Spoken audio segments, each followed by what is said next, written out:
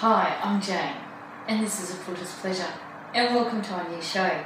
We'll be showing you quilting tips, giving reviews of quilting products, and most importantly, free motion mini lessons. So let's get started.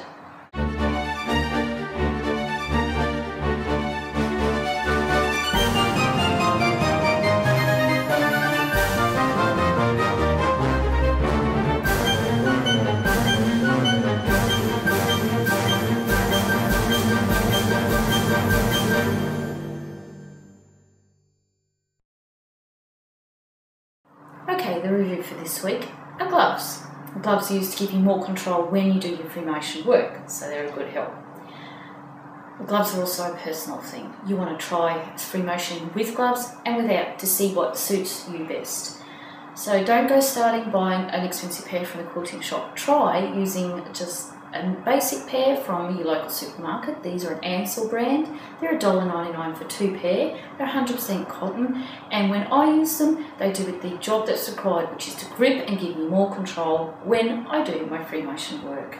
So that's the review for this week.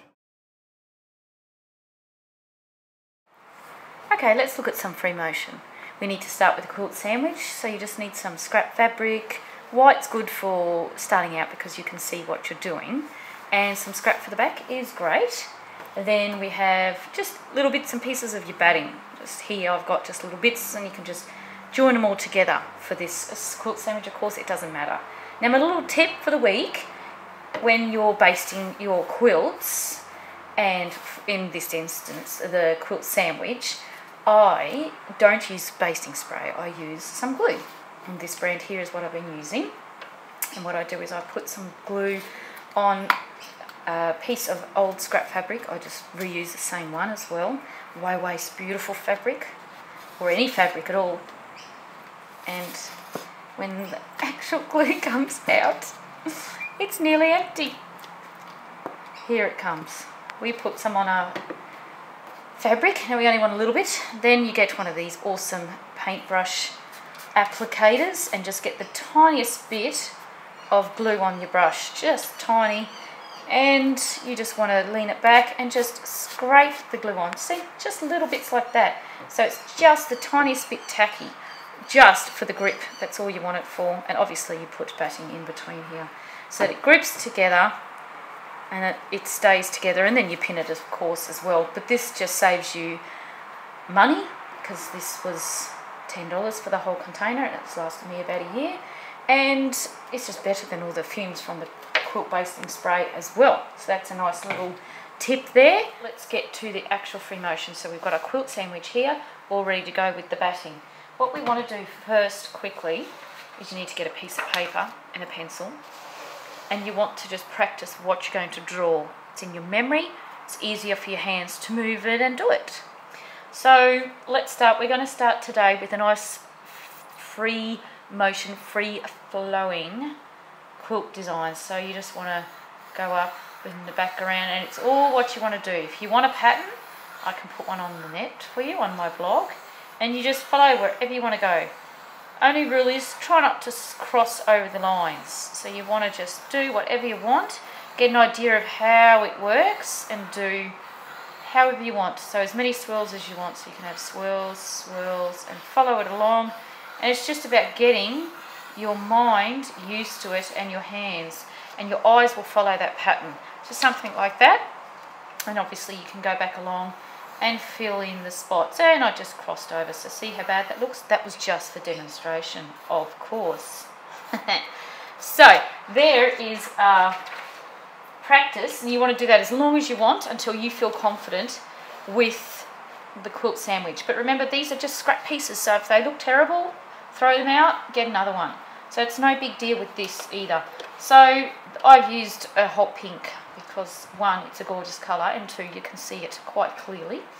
So let's put, you want to bring the thread up and grab it like that, and then put them across the back, and then you put your needle down. I like the needle down, and at the moment what is feeling comfortable for me, if I can find the right glove, is one glove, and I like to grip this side and move like that. That's just what's comfortable for me at the moment, and the one glove works really well.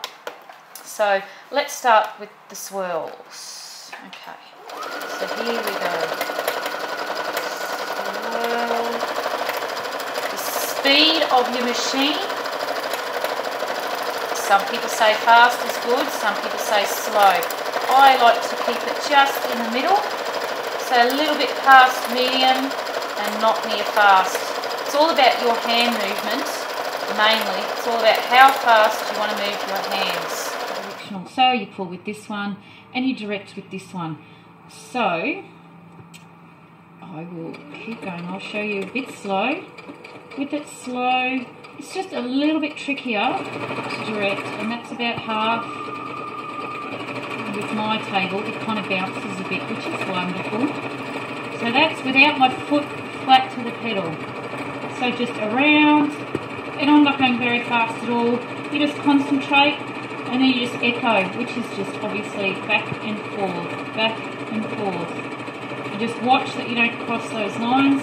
Up, I want to do another swirl, come back, around, back, around. And if you make a mistake, picking implements were made for that same purpose. So, just around.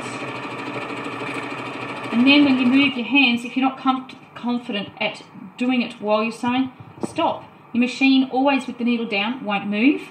So then move your hands, just obviously be careful with this one. And then when they're a bit closer, start again. And then if you feel it getting a bit closer again, it's easy to move your hand away sometimes and just to get your hand closer, because I think you're scared of letting go. Okay, so let's move again. So say we want to turn it around, I know it sounds really simple, but it's just a matter of letting go, having the needle down, starting again. And around we go. Okay, so then you just keep going. And if you want to keep practicing on that, all you have to do is just keep smoothing along. And then if you kind of think, oh, I'm stuck, just stop. You think, oh, where do I go from here? Take a minute, like I said, needles down. You don't have to keep going. You take your foot off the pedal. It's a matter of just breathing and taking it easy. And now you think, okay, where am I going to go? All right, I want to get out. I'll go out this way. And you just have to go out. And then so you finish up. And there. You finish to a point where you just join it up. Let it go down a couple of times so that you've got a end stitch, and then you're done. And that's the free motion lesson for the week. If you want more tips and more free motion work, have a look on my blog.